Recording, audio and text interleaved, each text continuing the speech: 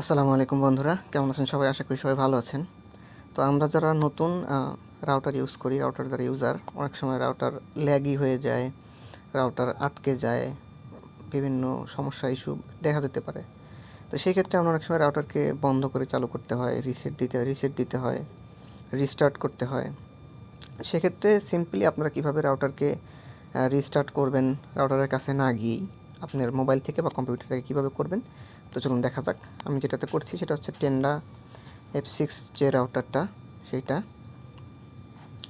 দেখতে পাচ্ছেন আপনারা আপনাদের ডিফল্ট মোবাইল দিয়ে যেভাবে যান ফার্মওয়্যারের ভিতরে সেভাবে ঢুকবেন। তো এখান থেকে এটা মোবাইল অপশনে আছে, মোবাইল হলে এরকম দেখাবে, এবং মোবাইল হলে এরকম দেখাবে। এখান থেকে অ্যাডমিশন, এখানে আসবেন, অর্থাৎ অ্যাডমিনিস্ট্রেশন, দুঃখিত। আর কম্পিউটার হলে অনেকটা এরকম আসবে, কাছাকাছি। তো এখানে থেকে অ্যাডমিনিস্ট্রেশন ক্লিক করার পর নিচের দিকে এসে দেখতে পাচ্ছেন এই যে রিবুট অপশন যে আছে,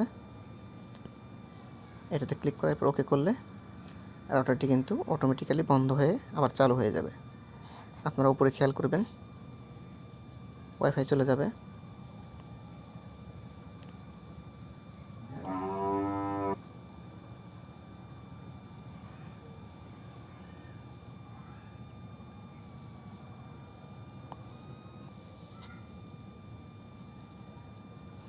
তো দেখতে পাচ্ছেন, তো এরপরে রাউটার যখন রিসেট হয়ে গেছে তখন পুনরায় চলে এসেছে কানেক্ট। এরপরে এইভাবে, তো এখানে আপনারা একটা অপশন দেখতে পাবেন, সেটি হচ্ছে অটো মেইনটেন্স। এটা যদি আপনারা ক্লিকটা দিয়ে রাখেন এই নিচে, এখানে দিয়ে যদি ওকে করে রাখেন, তাহলে কি হবে, আপনার রাউটারটি রাতের মধ্যে যখনই কোনো গ্রাহক না থাকবে তখনই একবার রিস্টার্ট নিয়ে নেবে নিজে নিজেই। এটা করে রাখলে আরেকটু ভালো ফলাফল পাবেন আশা করি। তো আজকের মতো এই পর্যন্তই। ভালো থাকবেন সবাই। সালামু আলাইকুম।